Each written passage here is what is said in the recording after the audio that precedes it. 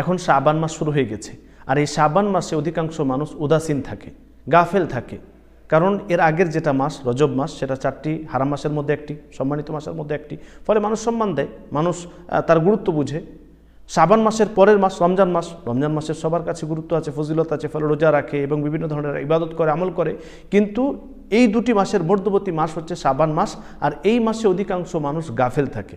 অথচ এই মাসে আল্লাহ রাসূল সাল্লাল্লাহু আলাইহি ওয়াসাল্লাম তিনি সবথেকে বেশি যে আমলটি করতেন সেটা হচ্ছে রোজা রাখা। আন আয়েশা রাদিয়াল্লাহু তাআলা আনহা قالت كان احب الشهور الى رسول الله صلى الله عليه وسلم ان يصومه شعبان। যে সমস্ত মাসগুলিতে আল্লাহ রাসূল সাল্লাল্লাহু আলাইহি ওয়াসাল্লাম রোজা রাখতেন, সে সমস্ত মাসগুলির মধ্যে সবথেকে বেশি প্রিয় মাস ছিল আল্লাহ রাসূল সাল্লাল্লাহু আলাইহি ওয়াসাল্লামের কাছে শাবান মাস।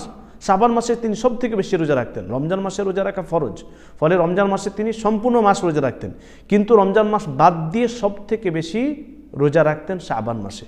অন্য এক হাদিসের মধ্যে আম্মা আয়েশা তিনি বলেন, ওমা রাআইতুহু আকসারা সিয়ামান মিনহু ফি শাবান।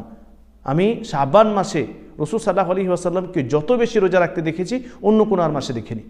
কেন বেশি রাসূল সাল্লাল্লাহু আলাইহি ওয়াসাল্লাম রোজা রাখতেন? এর কারণ হচ্ছে, যেটা অন্য এক হাদিস থেকে স্পষ্ট, উসামা বিন যায়েদ রাদিয়াল্লাহু তাআলা আনহু থেকে হাদিসটি বর্ণিত। তিনি বলেন যে রাসূল সাল্লাল্লাহু আলাইহি ওয়াসাল্লামকে আমি সবসময় দেখতাম যে শাবান মাসে তিনি খুব বেশি রোজা রাখতেন, বেশি রোজা রাখতেন। তো বেশি রোজা রাখার কারণ জিজ্ঞাসা করা হলে আল্লাহ রাসূল সাল্লাল্লাহু আলাইহি ওয়াসাল্লাম তিনি বলেন, ওয়া হুয়া শাহরুন তুরফাউ ফীহিল আমাল ইলা রাব্বিল আলামিন। রব্বুল আলামিনের কাছে বান্দার আমলনামা পেশ করা হয় এই মাসে, সারা বছরের আমলনামা পেশ হয় এই মাসে।